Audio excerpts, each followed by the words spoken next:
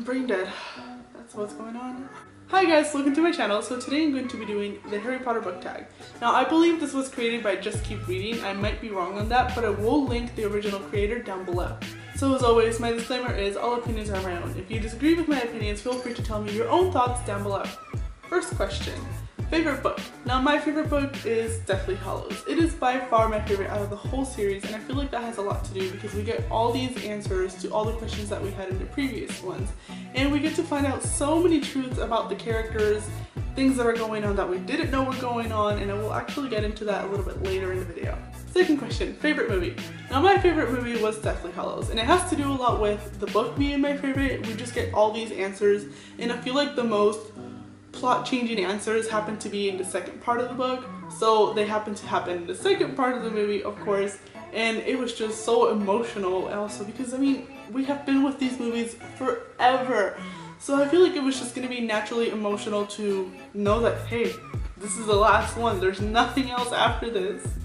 Third and fourth question. So it's actually the same answer, and the question is least favorite book and movie, and for me that's Chamber of Secrets. I don't know if it's because we have to see all these spiders or something, but the book has just never been my favorite. The movie just creeps me out, and that for sure has to do with the spiders. But I don't know, maybe the plot itself wasn't as interesting because, I mean, for the first one, hey, we're discovering this whole brand new world along with Harry. And then, you know, later on we get Prisoner of Azkaban, we get to meet Sirius, and all these weird things are going on, so maybe the plot itself is a thing, not just the spiders. Question 5, part that made you cry. Now I actually have two answers, and both of them are scenes in the movies. In the books, they weren't as emotional for me. I'm more of a visual person.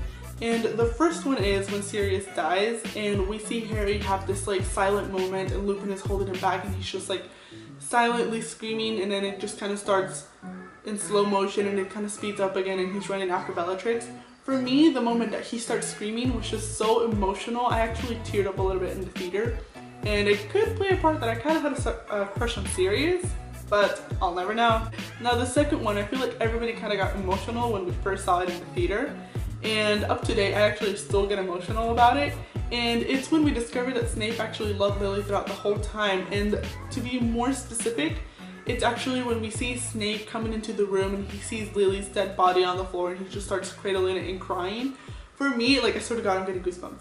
But for me, that one has just been so emotional, and that particular scene in the book is actually one of the reasons that I really enjoyed the Deathly Hallows, that we get to see this whole other side of Snape that honestly we could not have guessed throughout the whole other 6 books. So that scene when we discover that, hey, Snape has one of the biggest heart out of all of them, that's why I love it. Question 6, if you could hook up with any Harry Potter character, who would it be? Now my first thought was actually Voldemort, and that's a little weird, and it might have to do because I have a crush on the actor Ralph Fiennes. And then my second one was either Sirius or Snape, and that just has to do with like emotional. I mean, I kind of had a crush on Sirius for a while. That's weird, and I'm not gonna put that as my answer, even though that's the first thing I would think of. So let's go with a more acceptable one, and I would go ahead and hook up with George Weasley. Question 7, my favorite character. Now my favorite character has to do a lot with my favorite scene out of the whole series, and my favorite character is Snape. I'm pretty sure my answer was different from the first 6 books and the first couple set of movies, but once I hit that scene, I just totally blanked out on who else I really enjoyed. Snape just became my number one, and he's still my number one, and of course when Alan Rickman died, I was destroyed because it's like, Snape's gone. Of course, he will always be in our hearts. Question 8, what would your Patronus be?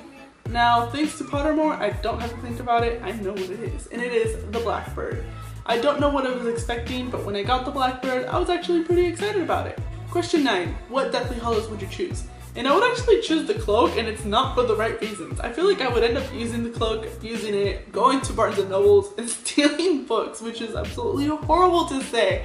But hey, if you haven't thought about it, you're lying to yourself. We don't condone stealing of books. Yeah, that's the disclaimer I'm gonna put at the bottom. Question 10, what is your house?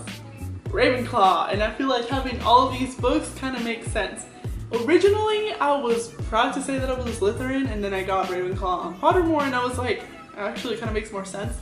So now I'm a proud Ravenclaw. Question 11, if you could be anyone in the cast, who would it be? For me, it would have to be Gary Oldman, and I feel like the typical answer would be Tom Felton, Emma Watson, Daniel Radcliffe, but for me it has to be Gary Oldman because I really loved the series. I believe he's such a talented actor, and he was in Batman and I love Batman, and I just love him. I feel like he's just such a legend that it would be just such an honor to meet him. Question 12. Have you played any of the video games? I actually haven't, and I feel like that's just kind of because I'm not really a video game person. I used to be, but at the time that I was, there wasn't really any video games. And to be honest, I'm still not a video game person, so I probably wouldn't. But hey, if I was, it was gonna be that. Question 13. If you were on a Quidditch team, what position would you play? Dude, are you kidding me? None. I suck. I hate sports. I cannot stress that enough. I'm a reader, not a player. I'm like the farthest thing you get away from an athlete. But I guess that's not the point of the tag. If I had to pick, it would be a keeper just because, man, I had to pick. I would be a keeper. And I did get to choose the part, so keeper. Question 14. Were you happy with the ending? That's a yes and a no. It's a yes because out of all the endings that could have been possible, that was a really good ending. It just tied all the loose ends. Everybody's happy. It's a no because I never wanted it to end. I don't think anybody wanted it to end, but at the same time, I mean, it had to at one point, otherwise they would have just killed the plot.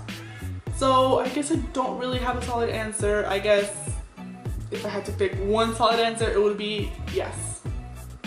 What about the cursed child?